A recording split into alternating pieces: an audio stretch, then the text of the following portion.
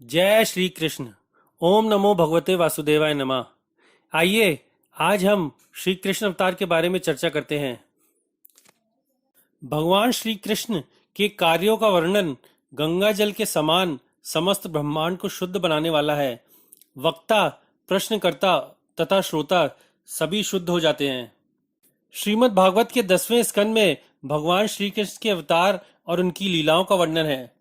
भगवान श्री कृष्ण के अवतार के पीछे की कथा इस प्रकार है। एक बार जब समस्त विश्व असुरी राजाओं की बढ़ती सैन्य शक्ति से बोझिल हो उठा तो पृथ्वी माता ने गाय का रूप धारण किया और उनसे छुटकारा पाने के लिए ब्रह्मा जी के पास पहुंची। माता पृथ्वी के संताप पर दया करके ब्रह्मा जी, शिव जी तथा अन्य देवताओं समेत गाय रूपी धरती को अपने साथ लेकर क्षीर सागर के तट पर पहुंचे और भगवान श्री विष्णु को प्रसन्न करने के लिए स्तुतियां की, जो दिव्य परमानंद में एक द्वीप पर शयन कर रहे थे। तत्पश्चात ब्रह्मा जी ने महाविष्णु की सलाह समझकर सूचित किया कि असुरों का भार हटाने के लिए भगवान श्री विष्णु पृथ्वी पर जल्द ही प्रकट होंगे। देवताओं को चाहिए कि अपनी अपनी पत्नियों सहित यदुवंश की जनसंख्या बढ़ाने के लिए भगवान श्री कृष्ण के संगियों के रूप में प्रकट हों। भगवान श्री कृष्ण की कृपा से सबसे पहले अनंत देव श्री बलराम के रूप में प्रकट होंगे और भगवान श्री कृष्ण की शक्ति योग माया भी प्रकट होंगी। उसके तत्पश्चात भगवान श्री कृष्ण स्वयं प्रकट होंगे। जैसा कि भगवान श्री कृष्ण ने गीता में उपदेश दिया है, यदा यदा ही धर्मस्य ग्लानिर्भवति भारतः अभ्युत्थानमधर्मस्य तदात्मानं सृजाम्यहम् परित्राणाय साधूनां विनाशाय च दुष्कृताम् धर्म संस्थापनाधार्य संभवानी युगे युगे।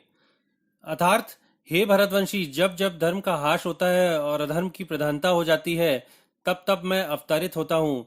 मैं पुण्यात्माओं का उद्धार करने, दुष्टों का विनाश करने एवं धर्म की फिर से स्थापना करने के लिए युग युग में अवतरित होता हूँ। भगवान श्री कृष्ण की लीलाएं 3 प्रकार की हैं: ब्रज लीला, मथुरा लीला तथा द्वारका लीला।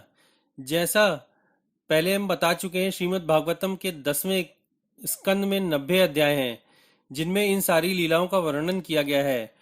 प्रथम 4 अध्यायों में पृथ्वी का भार हटाने के लिए ब्रह्मा द्वारा की गई स्तुतियां, अध्याय 5 से लेकर 39वें अध्याय तक भगवान श्री कृष्ण की वृंदावन लीलाओं का वर्णन, 40वें अध्याय में बतलाया गया है कि भगवान श्री कृष्ण ने किस तरह यमुना जन का आनंद लूटा और अक्रूर ने किस तरह स्तुतियां की।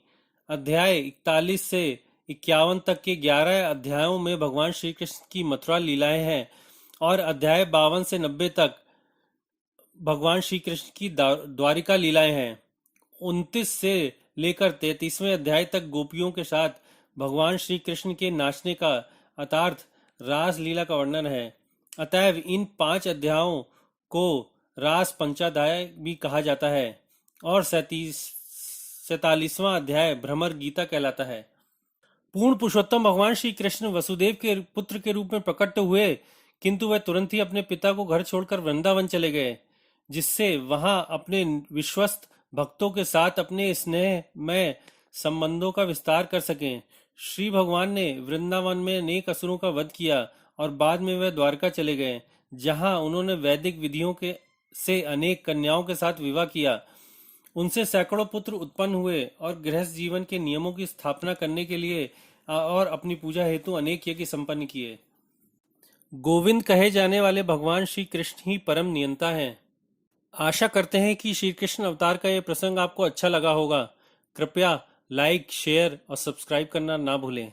जय श्री कृष्ण।